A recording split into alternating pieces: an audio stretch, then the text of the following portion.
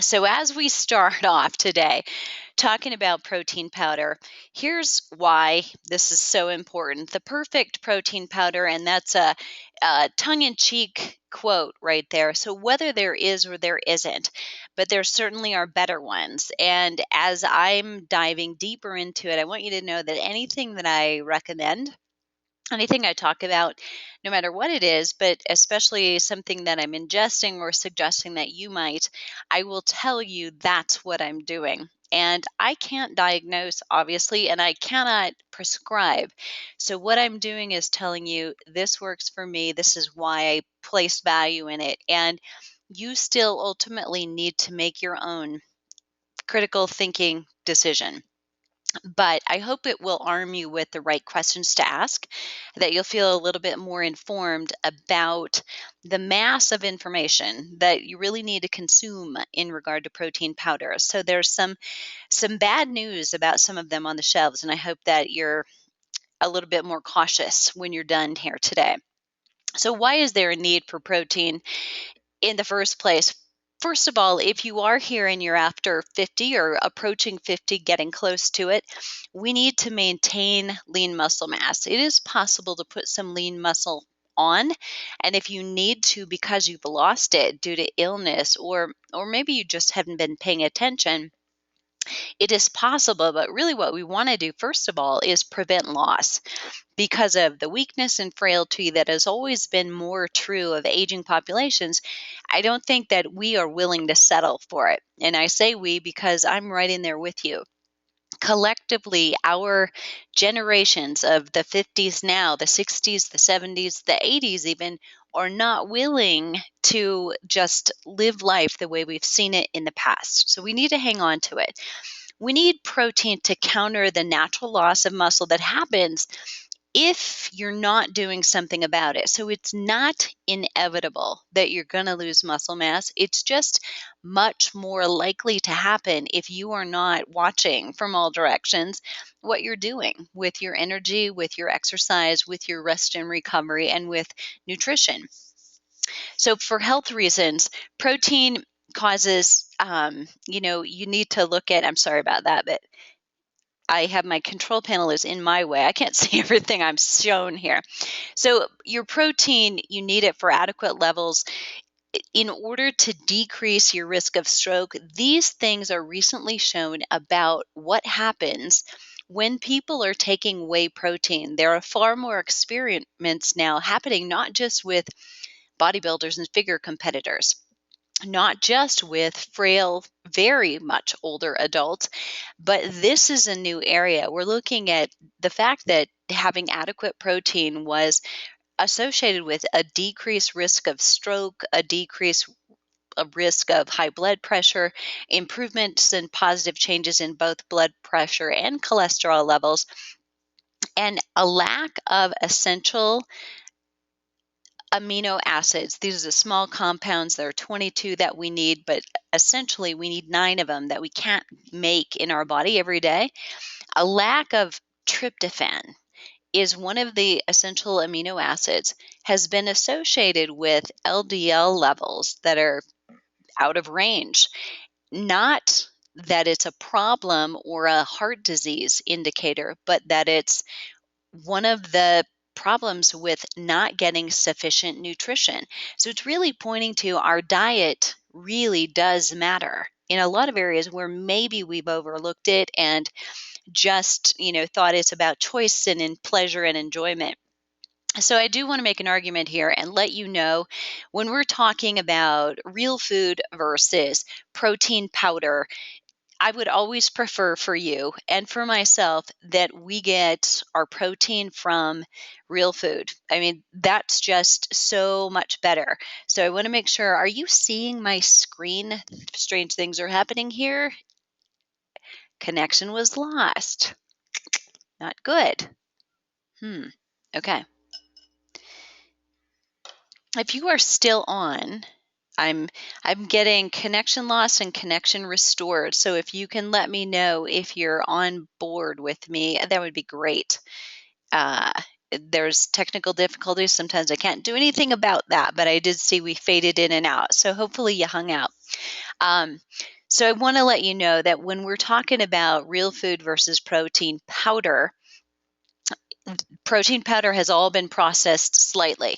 So real food, definitely it's a much better choice, but it's not always an option and or it's not always a choice. So if you look at a lot of the choices here and you are vegan and want to go plant-based, protein powder may be a way for you to boost the protein that you're getting without getting as full as you might if you're taking all of the higher fiber sources of protein, which is wonderful. They're rich in nutrients, but you're going to come up short where protein needs might not be met.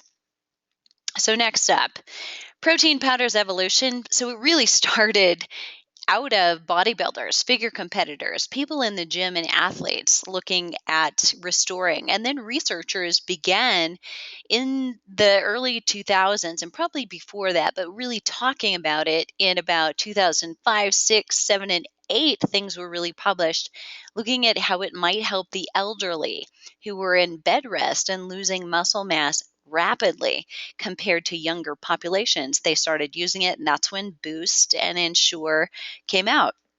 But now it's looking at, especially in the Western world, and we have global reach here. So some of you may be listening from elsewhere and not in the United States, but we have a real cultural breakfast challenge. Those of us who grew up with cereal and high carbohydrate things like pancakes and waffles, it's a challenge to get high protein with that. So that carbohydrate switch, we won't go deeply into that, but that's part of our problem with obesity. So because of our habit and culture, the protein powder has been an easy way to, if I can get a smoothie in, even if I also do the carbohydrate thing, or if I do it instead, it at least is a better and more convenient and fast option.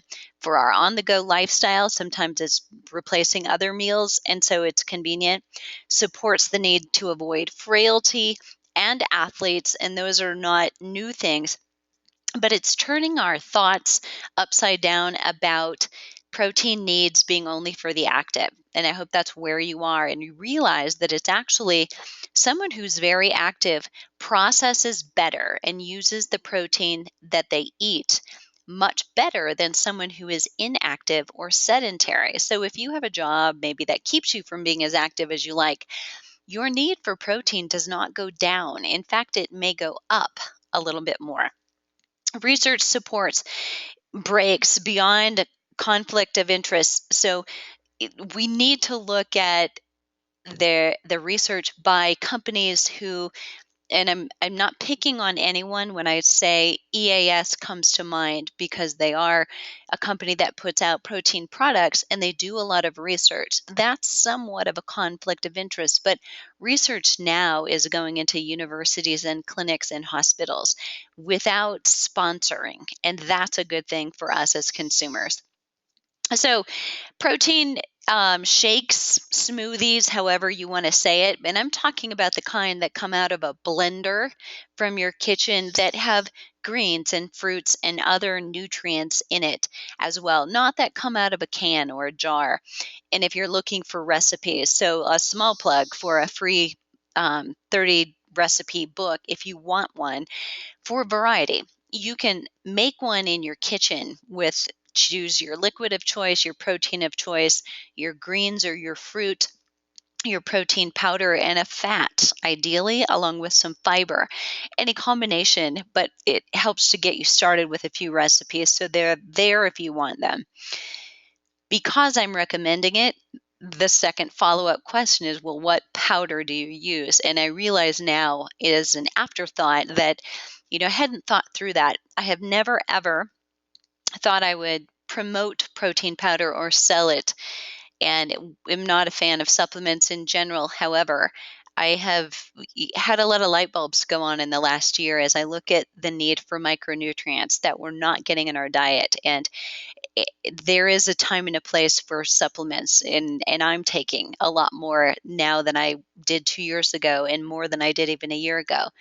So as a meal, if you're going to do that, make sure you're adding things to it It can be used as that, but don't abuse it as that. I'd rather see it used in supplement to help you reach your quota of protein for a meal than as your meal alone. But you can also stir it into things like soups that don't otherwise have a protein in it, or into oatmeal, or your substitute for oatmeal if you're using quinoa now, as I am. You can put it in baked goods. You can, use it in a simple shake with water if you had to, as a way to stave off hunger, but also take care of blood sugar problems. So it can be used in a lot of positive ways if it's a healthy option, right? So it's a better on the go option than what you might find in a vending machine, or randomly if you had to bump into a gas station and walk in and not be prepared with what am I going to get. So the options are numerous. That's part of the confusion. There is whey, and in that there's isolate or whey concentrate. There's casein, which is kind of curds and whey, or the two parts of milk, and casein so is the opposite. Whey is rapidly absorbed. Casein is much more slow to absorb and digest. It's harder to digest, so it keeps you full a little bit longer. There are a lot of bodybuilders who are taking protein in around the clock, and they will have casein as a nighttime snack, say a bedtime snack, because it's not going to be so rapidly absorbed. Pea protein, some people have some problem digesting it, but it's all obviously a plant-based source. Rice, hemp, and soy, all plant-based source. Soy, I'm going to say a word about, and we'll say a little bit more about it later, but most of us, me, myself, functional integrated doctors and nutritionists that I'm working with, especially people who are working with clients and customers who have autoimmune diseases, not just who come to me and want to get fit, but they also may have some thyroid issues. And we consider that in what we're doing with their plan. Soy is just something that we completely avoid anymore. And there are a lot of reasons, but both for males and for females, it has negative effects on the sex hormones.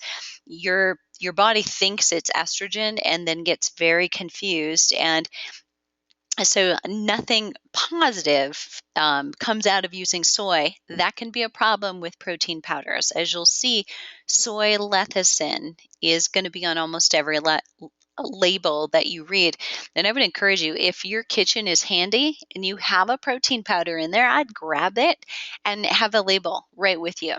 Defatted beef, which is going to sound fairly strange if it's new to you. It did sound strange to me, but it's actually very paleo friendly, so that makes a lot of sense. And it's basically a non-dairy, but it's not plant. It is an animal-based way to get protein in. Egg is another way to do that. So egg is rapidly absorbed. It's great. Some people, though, have more allergic reaction to egg because it is, again, a dairy. And egg protein seems to be a little bit more pricey, so if that's an issue. And then a plant-based blend.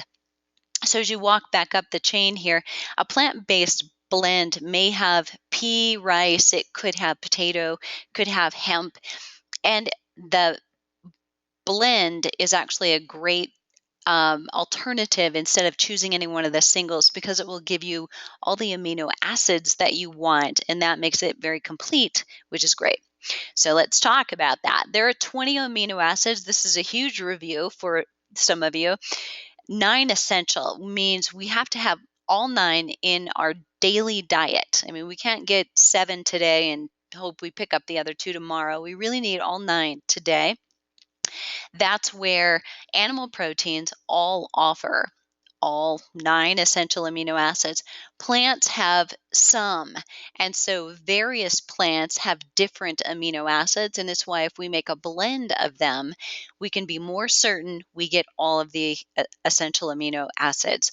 So leucine tends to be a very important one for the muscle building piece of the reason proteins important to us. So it's one of those that we really want to make sure, and it's at a certain level. Ideally, we want it to be at 2.3 or 2.5. So when you're looking per serving and they're showing you the amino acids, because most know we're looking for that, look at the leucine and make sure, is that at 2.5 or where is it per serving? You want to make sure that's there. And in plant-based proteins, you may not find that if, say, it's only pumpkin powder or it's only rice powder. So a lack of even one of those essential amino acids can cause health implications. Now, if you do that, one day or, one day this week, one day next week, is that a big problem? We probably all do that just with our change in diet day to day. But doing that regularly can cause major health problems down the road. So it can lead to something like osteoporosis. You may be healthy, you may get good blood tests, but it may be later that the damage could be shown that you won't see or feel right now. Plant-based proteins, I think I spoke about that, so I'll pass on that. Want to give you one more disclaimer. So remember that I am a fitness professional. So I am sports psychology and exercise psychology and kinesiology. I have a lot of knowledge about nutrition, but I am not a registered dietitian. So I want you to know where my comments are coming from. They come from 30 years of coaching and 30 years of education about it, but there's no licensing. So I want to be clear and upfront with you.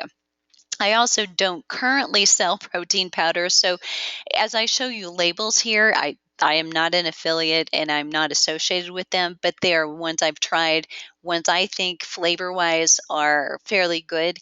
And I want to also let you know that in the future, I am planning and in fact have the wheels going to provide protein powder options for my customers who are asking about it. So it'll be there. But we need adequate protein. There is no doubt about that. Protein powder can be a convenient way to get it, but it's not absolutely a necessary thing for you. So it's a choice. But I think reasonably for myself, for the people that I coach, especially solving that problem of breakfast is a big help. 10 to 35% of total calories, according to the RDA, should come from protein. So that should ring a bell. That's also the recommendation that we get about 60 or up to 60% of our calories from carbohydrate and then the rest from fat. Things are changing. So what we now call balanced diet, many of us who are working with people have seen results who are challenging that. And in fact, the government recognizes but is not changing yet. It takes a long time to make those changes. That a more balanced diet might actually, for some people, look like 30, 30, and 30 of protein, carbohydrate, and fat. That sounds like a lot of fat, but a lot of people are doing really well on those kinds of diets. So that doesn't mean that's what you should do. It does mean you should be willing to explore because your biochemistry is different, so you can find out what's best for you. So listed as far below the level for optimal health by a lot of experts who are doing the research, of course, and finding that that recommendation is probably for preventing disease, but may not optimize health for us and the way we live today. So the math becomes an obstacle when we're talking about percentages of total calories. When you sit down to a meal, you can't say, okay, well, am I having 10 to 35% of my total calories? And so when we look then at 0.8 to 1.2 grams of protein per kilogram, which is the other recommendation, that also is not very easy, right, to calculate. And few of us do it, whether we're at a restaurant, standing at the grocery store, or we're at dinner pulling it out of the refrigerator. So research conducted by Rasmussen and Padden Jones at the University of Texas Medical Branch first, and then others who have followed them have suggested that a per meal protein amount, telling us, okay, we need X amount of grams per meal of protein at breakfast, we need this many grams at lunch, we need this many at dinner, is more user friendly because then we can read a label and know, okay, by doing math, it has beans and it has beef in it, I'm thinking of chili, we can figure out how much is in that bowl and whether we've made our quota or not. And that number is 25 to 30 grams of protein, and it's a range. As I said before, if you're sedentary, probably you need 30. If you're very active and fit and more athletic, your body can process that protein better. And so you can get by with the lower end of the number. That's not necessarily intuitive. There's a lot of research out there. Jonathan Baylor, he authored The Science of Slim, and that came out by now, it was probably 6 or 7 years ago. He has thousands of primary research quoted in his book. And he, in fact, has contributed to my most recent book. I asked him to contribute to the nutrition chapter. And he's got great points. He points to 3 meals of 25 to 30 grams as a minimum. And he goes on to suggest, 4 or 5 times small meals of 25 to 30 grams of protein per day, and suggests, that's what models do. Athletic models or athletic wear models, they take that much protein to help with fat burning and to stave off cravings from other things. So that should bring up a question: is there any risk? Unless there is kidney damage, if you already have kidney issues or other health issues, compromised, there haven't been any evidence. There hasn't been any research that points to the fact that if you are apparently healthy, taking in 3 meals of 25 to 30 grams of protein, and in fact higher than that levels, there haven't been any proof that there is any problem with digestion, with organs, or with health issues. So if you have a complication, though, before you change your diet, be sure to consult with your doctor. So you need to know this: there has been significant evidence in the research to suggest that health was positively influenced by increasing protein to that amount. So let's talk about what you want on Whey Labels. We'll dive right in here. So this is basically your checklist. You want to know that if you're using whey, it of course is animal protein, that it came from grass-fed beef, that it's gluten-free, non-GMO, and organic. Non-denatured, and we're going to talk about what that means specifically in just another slide or two, and that it's hormone free. So you're looking for RBGH free on the label. So you want to know that the cows who made the whey protein that you're drinking did not take in any hormones, because otherwise you are. And that's where some of the problems with especially soy has been a problem, because it acts as a mimic to estrogen. But the same is true of if you're eating whey protein that has hormones in it, you're eating those hormones essentially if the cow did. So what is non-denatured? That word is coming up more and more. Denatured versus non-denatured. So non-denatured means basically it still contains the immune building blocks that were in the raw milk, basically from the cow. And that's better for you. The bioactivity has been preserved in the production. It's generally used a little bit less heat and lower filter kind of a processing. So yes, still the word processing, we're using that, right? It's obviously powder, but it preserves the original components by not subjecting it to higher temperatures. So non-denatured is also a word that you want to start looking for on labels. And because they know we're looking, you're going to see it more and more. The other question with whey protein powder especially, and I say whey especially, it's really whey only at this point, because soy was a soy isolate, but we're really going to eliminate soy from the game. It's not even coming on the playing field here. So isolate versus concentrate. Isolate basically is what it means. It's isolating the fat from the protein, and that's where there's also a loss of that immune building benefit, and it It goes through more heat and more processing in order to isolate. Now, here's where I have been swayed into having isolate as well, because the math works out better when you're looking purely at the label and the weight of a serving of whey isolate. The protein amount is greater than if you choose a concentrate, but it is worth the difference because of the immune building benefit. You want that, and we're going to read why here in the third bullet. But the concentrates contain bovine serum albumin containing glutamycin. Now, that's important because it's a glutathione boosting cofactor. It's basically the precursor, or if you're taking courses, it's a prerequisite to glutathione. And glutathione levels, if you are on thyroid medication, this term is probably very familiar to you, and you're taking meds to boost yours. You're taking glutathione. Glutathione levels in our body predict health, and that's something that probably is going to be more widely tested in the future than it has been before. There are about 90,000 articles written about this one disease-preventing micronutrient. And if you're diagnosed with thyroiditis, you're already taking glutathione. So that should show you how important it is in correcting. So for those of us who are apparently healthy, trying to avoid it, we need to be thinking about taking care of that now. So cold pressed concentrate may be actually the more pure form, if you will.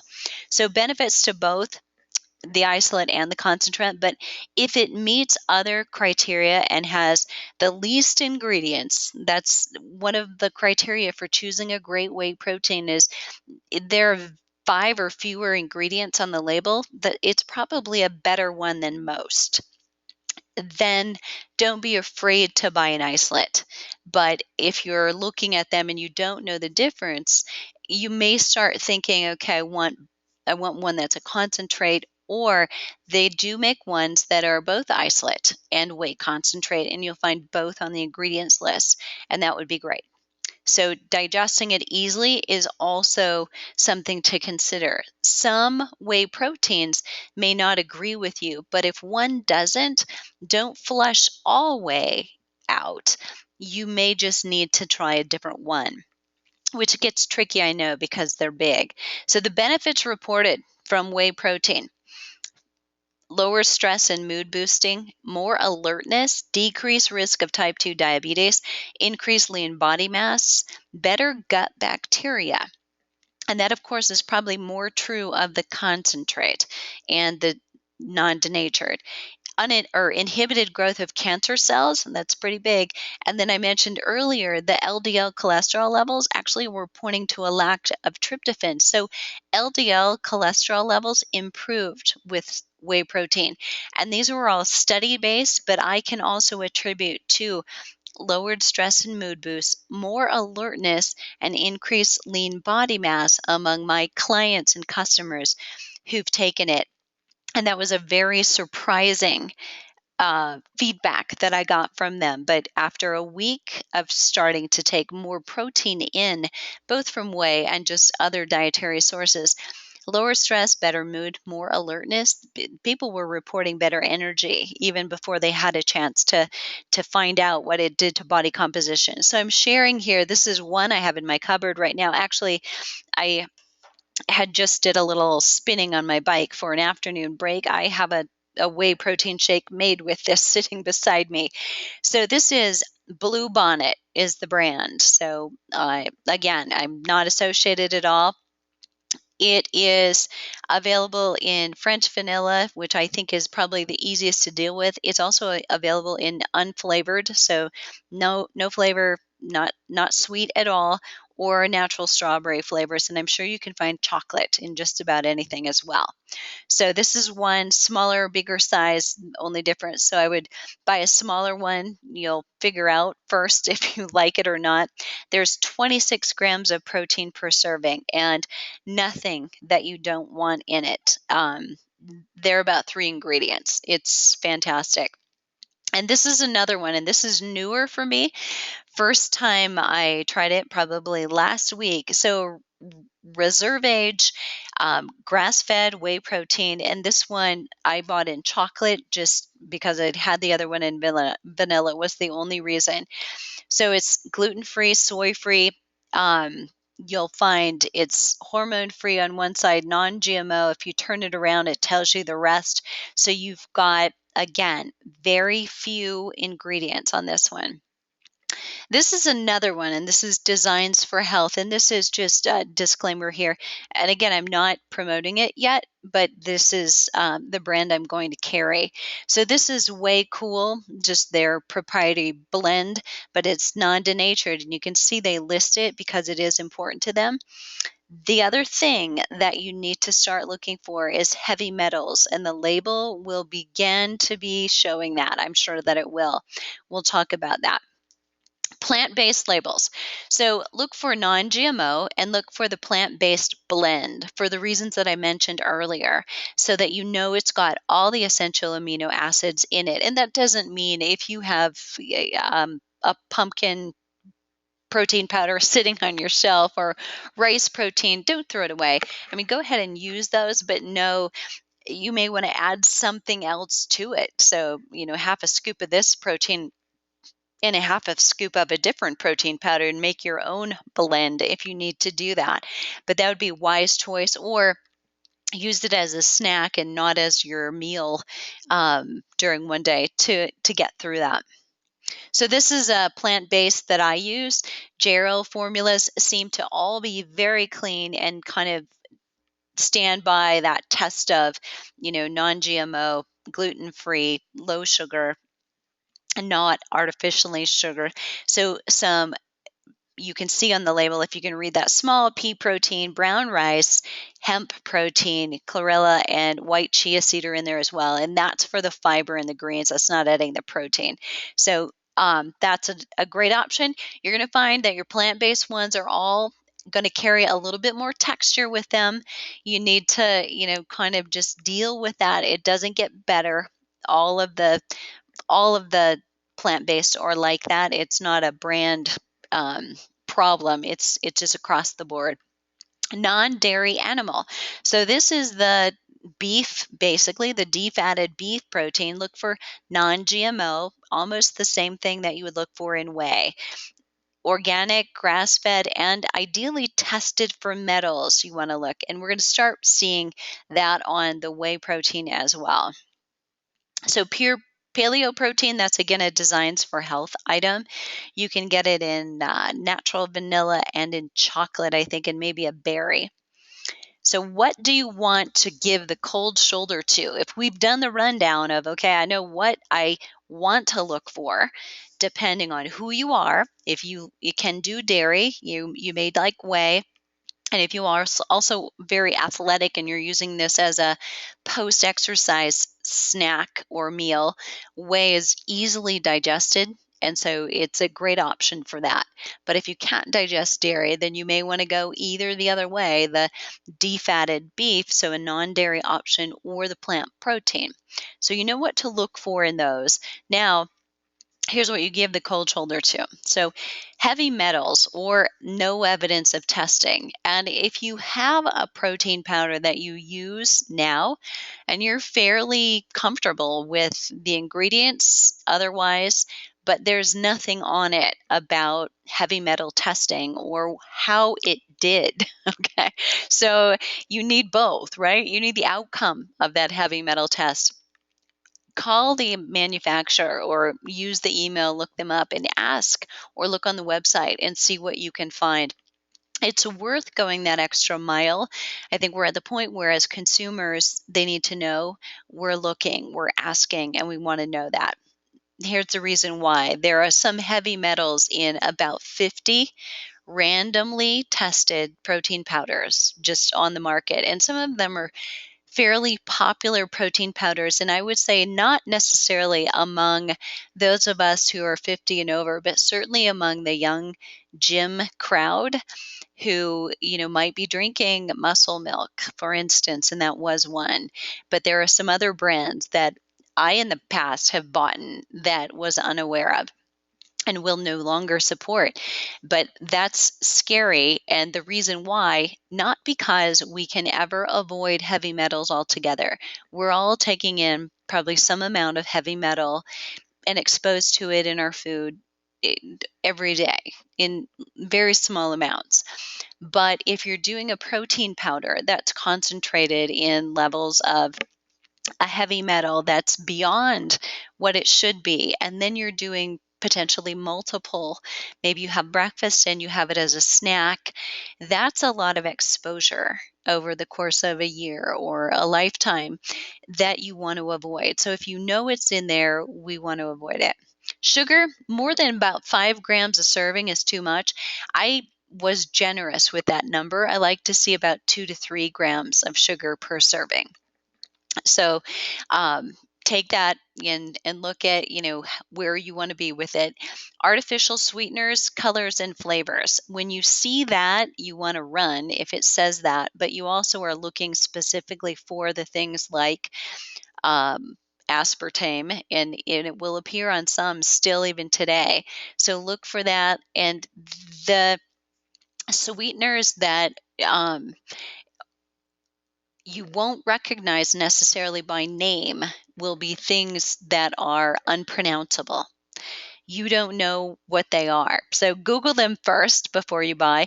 Maltodextrin is one of those, but it's such a common word on ingredients lists anymore that some of us don't question it. And maltodextrin is one of those things you do want to avoid.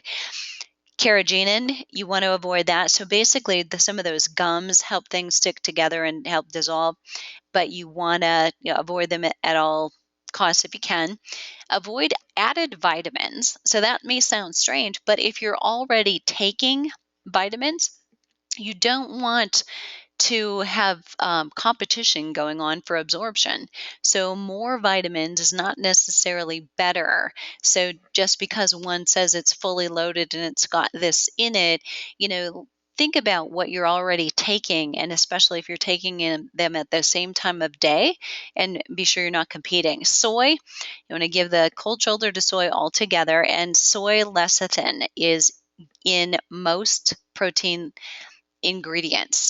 powder ingredients. So you really need to look very, very closely at, what's going on with your ingredients, and start looking for things like soy sunflower sunflower lecithin, and avoid the word soy altogether. MSG stands for monosodium glutamate. There are more than one way of finding that. It's listed as different words, so you have to do a little homework and dig deep. So look for anything with MSG or anything that comes even close to those words. That does a couple of things. MSG is everywhere anymore. We used to think that's Chinese food associated, but it's in chips and processed foods, and it makes it a flavor enhancer. Basically, it makes us want to have more, but there's more to it than that, and more damage that can be done. So I want to go deeper into each one of those, so I won't take too long here. But heavy metals, cadmium, lead, mercury, and arsenic, if you can believe that, appeared in about 50% of the protein powders that were tested randomly. And this was, if you're really curious about where to get it, I'm going to flash something up here that gives you more in-depth information, but it comes from a consumer report. So I'll give you the link if you want to find it. It won't be hard to find if you look up heavy metals, protein powders, and on consumer reports. But cadmium is one that is probably less common to us.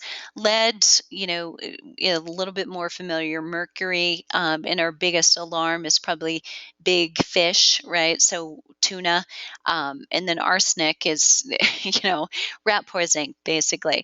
But cadmium is something that if it gets in your body, it can stay. If it accumulates in your fat, which is where most of our toxins store, it can take up to 20 years to get out. So those toxins, while they're there, can cause problems for your normal body function. If you're weight loss resistant and you're doing everything right, a lot of docs are now testing for heavy metals to see if that's something that's there. And we're exposed to it in so many ways, not just our foods, but air and the water and our environment. And this is the Consumer Report. It was from 2012. So it was about protein drinks specifically. And just want to show you where that came from, what it is. So there's a lot more to read there if you care to do it. And they do list the brands that were tested and that came up, positive for testing for heavy metals and what levels that they were at. So if you want to dig, you're welcome to do that. Sugar by disguise. So not artificial sugar, but this is the real sugar. Cane sugar, date sugar, fruit juice concentrate, honey, maltodextrin, maple syrup, rice syrup, corn syrup, black syrup, molasses, barley malt, all of those, and not just limited to those, there's more, are sugar by sugar's terms and by the way your body breaks it down and digests it, and increases blood sugar levels and then releases insulin. The results from ingesting any type of sugar is the same. So natural sugar, white sugar is natural sugar. So it doesn't matter. You're looking for any of those. And if you're reading your label on how many grams of sugar per serving, you'll know that it came from one of these sources. So look at it, and if your level of sugar is lower, that's fine. But is any one of these better than another? Not really. Artificial sweeteners, these are just examples. This could also be a page-long list of pseudo names that companies are hiding sugars or artificial sugars by. Sucralose, aspartame, saccharin, those are probably the ones easiest to spot on a label. Sucralose is actually the ingredient in Splenda, and I'm sorry, I'm missing an L there. Aspartame is what Equal is. Saccharin is in Sweet and Low and some other products. So the brand name is the Splenda, the Equal is Sweet and Low. The artificial sweetener is on the left side. So it's not an all-inclusive list by any means. Stevia really is the only one that has been shown to be natural and still approved and not cause any ill effects. Xylitol is still on the fence, and there's some people who are recommending it, but others are saying no. And yet you find it in a lot of places, and sometimes they're both there, stevia and xylitol. So look closely. If you cannot find one with stevia only, xylitol, and if everything else is in order, they've taken care to, it's grass fed, it's non-GMO, it's non-denatured, all the other good things that you want there are present, then I would feel better myself that there is less of a level there that you should worry about. So let's talk soy and why it's probably nothing that you want to be associated with. It's very likely GMO is the consensus. It is goitrogenic, which means it reduces iodine. So again, for those of you who have thyroid issues, you recognize the importance of that. Iodine is kind of a key in, helping to monitor and help the thyroid function well. So soy interferes with that. It is also a phytoestrogen, which means it mimics estrogen. It's disguising in your body as estrogen, and your body doesn't know how to deal with it. It disrupts sex hormone function, suppresses thyroid function, and that's back to that association with iodine. It's also an estrogenic, meaning it increases the formation of new fat cells, not something most of us have on our wish list. Obesogenic. It increases fat storage by decreasing adipectin, which is a hormone that we need in order to function properly. So those four bolded words are not something that you want to see on a most likely to succeed list for proteins. So my top protein powder types, the types that I like, are actually all three. I Soy is not it. I don't go with egg simply because it's a little bit more costly. Not that any of the rest of them are free, and I understand if you're saying that, but if you think of it as a food that you're having as a smoothie to replace a meal, the cost is not as expensive as you might think if it were, something you think is frivolous. So if you're using it as something that's regularly keeping you out of the vending machine or off of medications, then it's not potentially as expensive as some say. Whey protein, I like it because it's easily absorbed. It's science-based proof that it does good. It increases lean and decreases health problems, including blood sugar and heart disease. So there are a lot of pros from it. And I'll have to be honest with you, I'm not worried about blood sugar. I'm not really worried about heart disease at this point or stroke, but it absolutely keeps me doing the things I love to do by helping to repair and replenish and bounce back from exercise. And I need that as I age more and more. Non dairy animal protein. If you don't tolerate dairy, then you probably are not going to tolerate whey. Or if you prefer just, to do something paleo and not to take in the dairy. So that's another option. You might also like to rotate them as I do. So I currently have a whey protein and I have plant-based blend protein in my cupboard. I have both of them. And occasionally I also have the non-dairy animal protein. I just don't right now. Vegan or vegetarian option in the plant-based blend, and I like the idea of doing that. I like the idea of sometimes taking a break from animal protein, and yet I do thrive with it. So you need to know yourself what you need, and if you need some help with that. So if you do want some help and you wonder if what I'm doing now or if the protein powder label that I have now is something that I should be looking at or dumping, let me know. So first send me an email at Deborah at Voice for Fitness. Just respond to that. I will respond to it with, um, send me your times, days that are good for you. I will try to match that and have 2 or 3 big questions ready. So they're specific about what you're doing, what your goals are, what your concerns are, and, share why you think you're not where you want to be right now.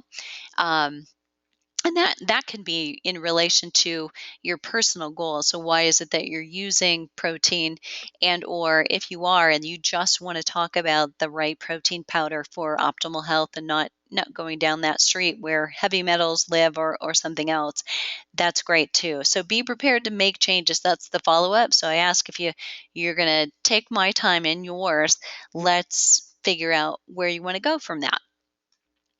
And thank you. And that's it. If you have questions and you want to pop them into the chat box right now, that would be great. I will wait about 30 seconds for that to happen. And if no one has a question in the group that they want me to respond to, we'll hang up. And anybody who wants to connect with me privately, great.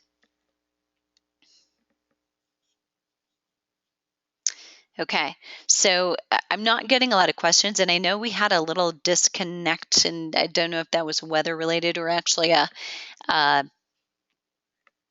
truck that went by doing some repairs as we were talking. So I'm going to wrap things up.